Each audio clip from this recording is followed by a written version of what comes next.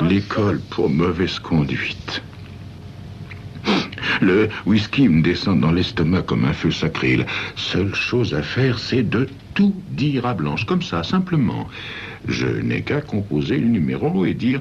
Blanche, tiens-toi bien, il va falloir nous serrer la ceinture. Laisser Alan faire son service et Wiki épouser son petit ami. Nous n'avons plus les moyens de leur payer des études. Blanche, je viens de me faire licencier.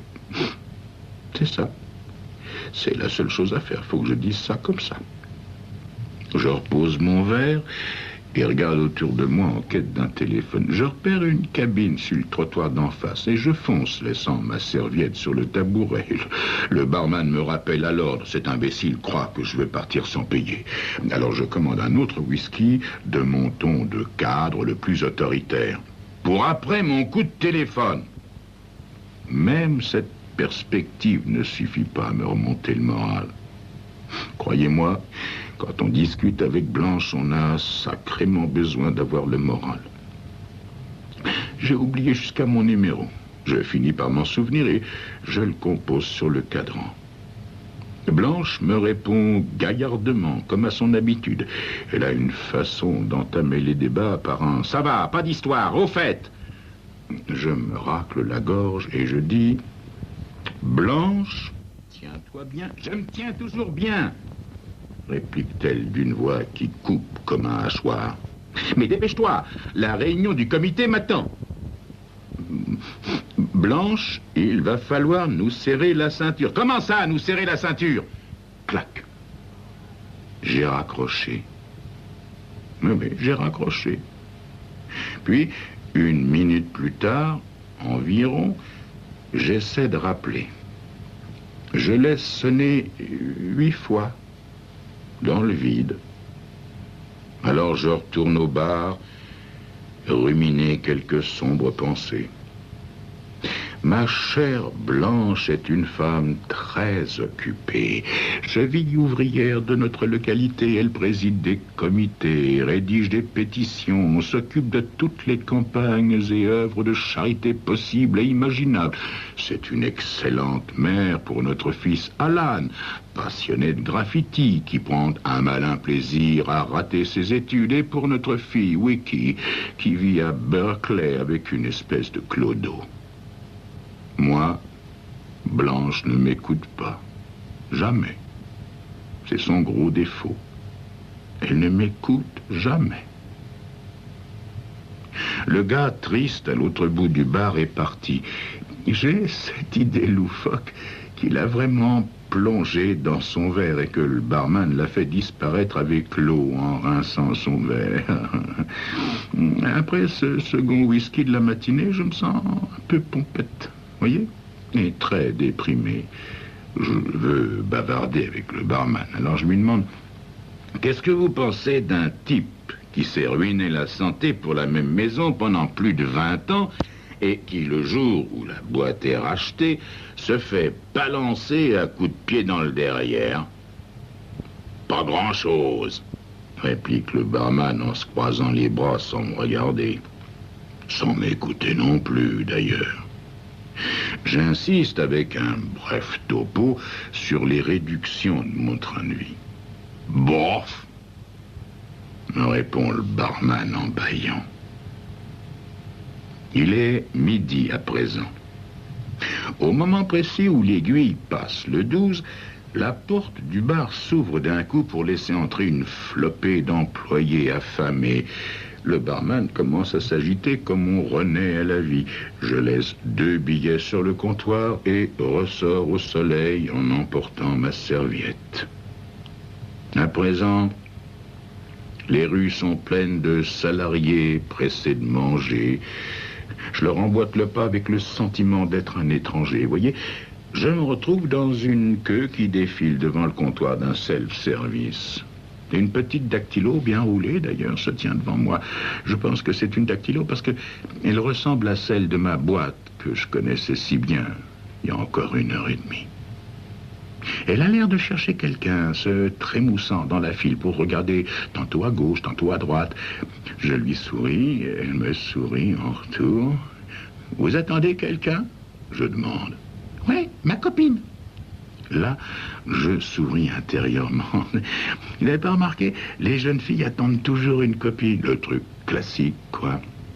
Mais qu'elle m'ait parlé est plutôt bon signe. C'est sûrement une fille gentille. Hein.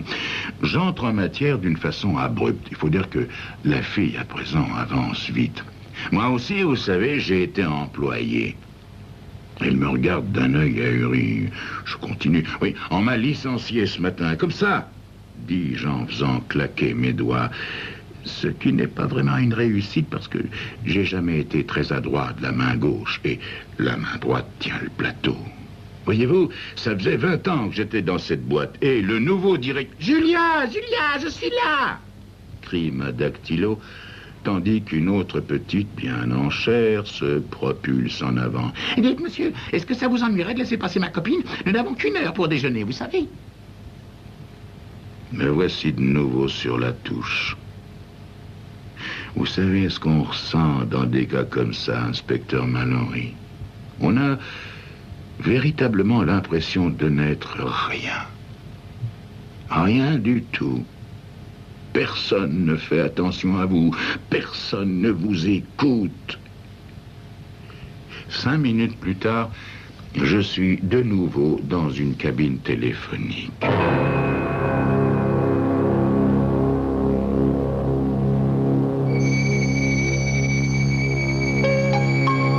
Blanche, ma femme, est peut-être rentrée de son comité ou de son œuvre de charité. Vais-je enfin avoir le courage de lui dire que j'ai été licencié? Va-t-elle enfin m'écouter? C'est ce que vous saurez dans quelques instants.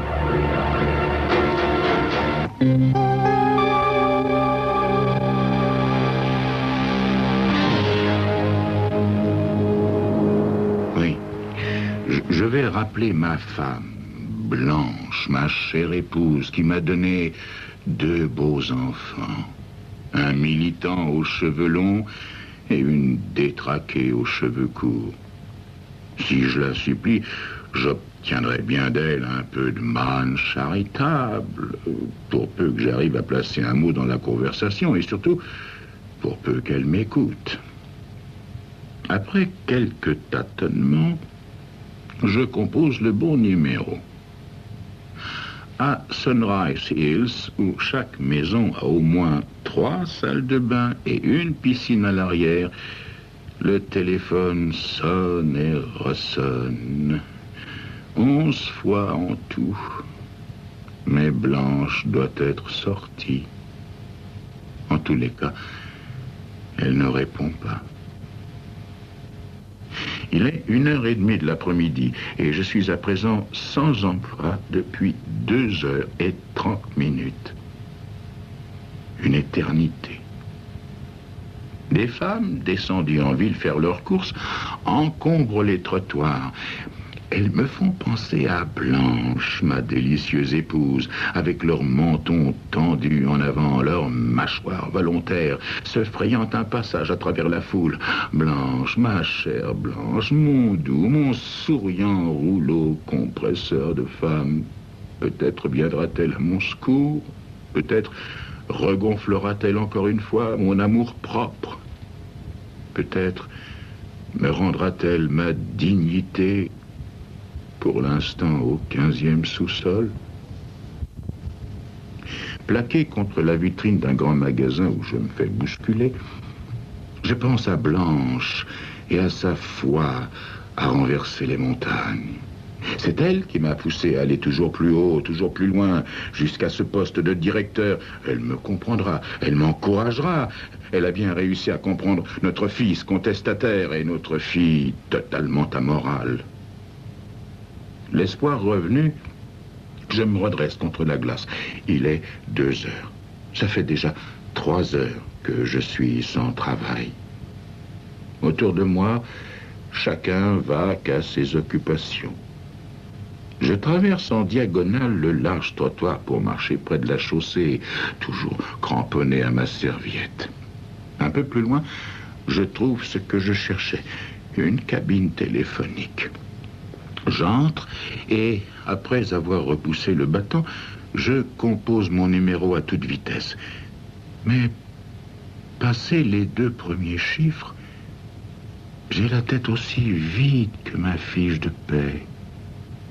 Le doigt engagé sur le 9, je suis incapable, totalement incapable de poursuivre. Finalement, je suis obligé de consulter l'annuaire. Mais la sonnerie résonne encore une fois dans le vide. Mais bon Dieu, est-ce que cette bonne femme ne pourrait pas de temps en temps rester un peu dans cette maison, dotée d'une piscine et de 3 belles salles de bain?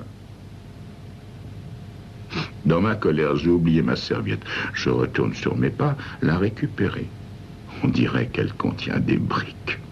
J'ai le bras tout ankylosé de la porter. Alors je reviens sur mes pas, inspecteur Mallory. Il me semble que je retourne vers le parking où se trouve ma voiture. Je dis il me semble parce que je ne me le rappelle pas vraiment bien. À vrai dire, tout me paraît bizarre aujourd'hui, voyez-vous. Le monde est complètement renversé. Même le trottoir a un air penché, ce qui donne aussi un air penché aux immeubles, aux lumières, à tout. Tenez, ça me fait penser à cet endroit près de Santa Cruz où j'ai emmené Blanche et les gosses un jour quand je travaillais encore pour Have Co. C'est ça que je revois en marchant dans cette rue, voyez. Le lieu du mystère que ça s'appelait.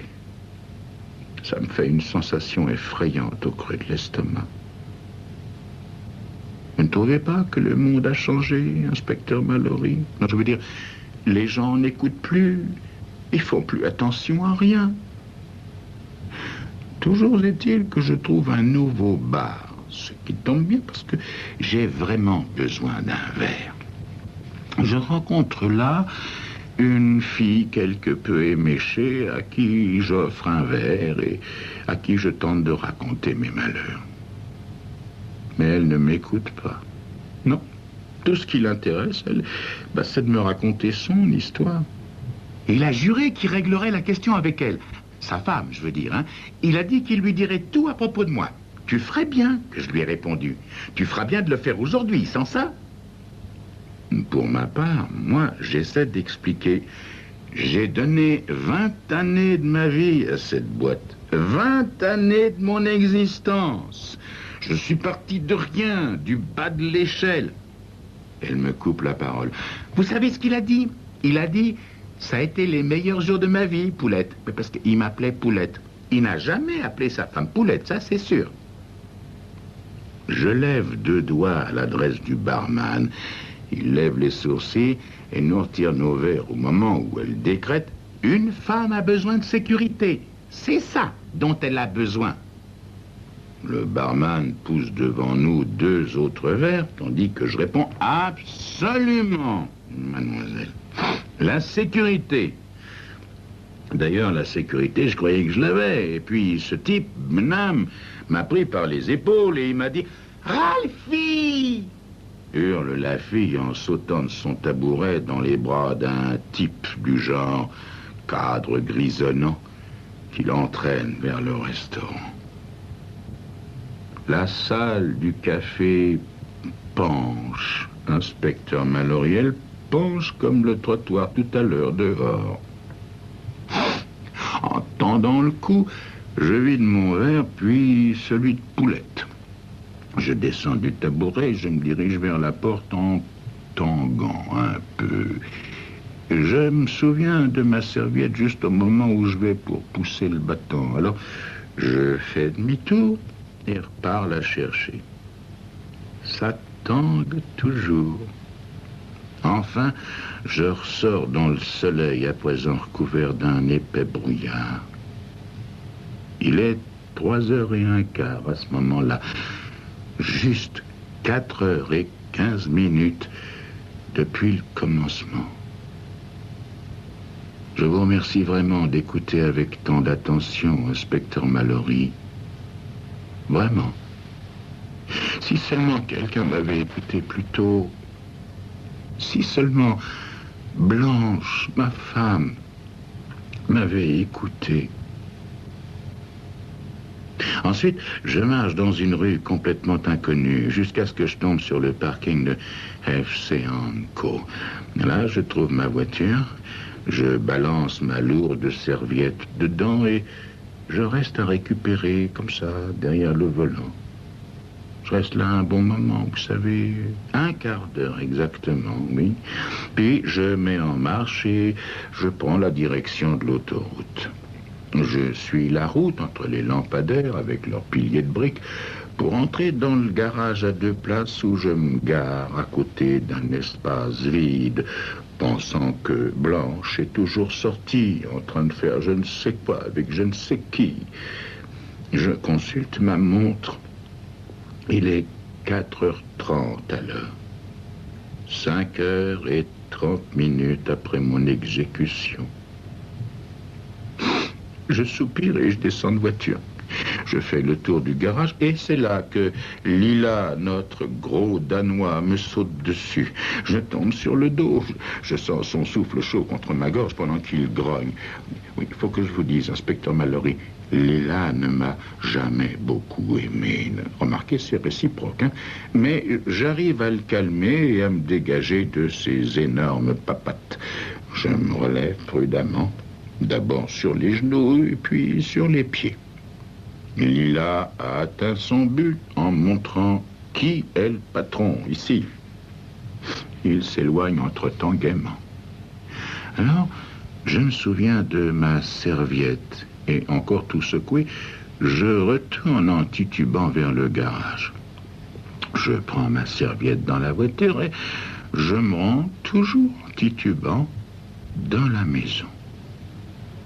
Elle est grande, fraîche et accueillante, notre maison, sauf qu'il n'y a personne pour m'accueillir. Alors, je vais vers le bas, lance ma lourde serviette dessus. Elle atterrit avec un bruit mat. Je me verse du bourbon dans un grand verre, rajoute un glaçon et m'appuie contre le bar. Blanche arrive au bout du 3e verre. Il est 5h, c'est-à-dire 6h après mon renvoi de chez FC Co. J'entends le bruit de ses talons sur le carreau de l'entrée. Elle passe sur le tapis du living, puis de nouveau dans le petit vestibule et enfin dans la pièce où je me trouve. « Ah, tu es là ?» dit-elle sans me regarder. Je finis mon dernier bourbon et ma fesse sur le bar. Je commence à raconter. Blanche, il est arrivé quelque chose aujourd'hui. Ah, pour ça, oui, quelle journée. Non, Blanche, écoute-moi. Blanche, tu connais Benham, le nouveau directeur?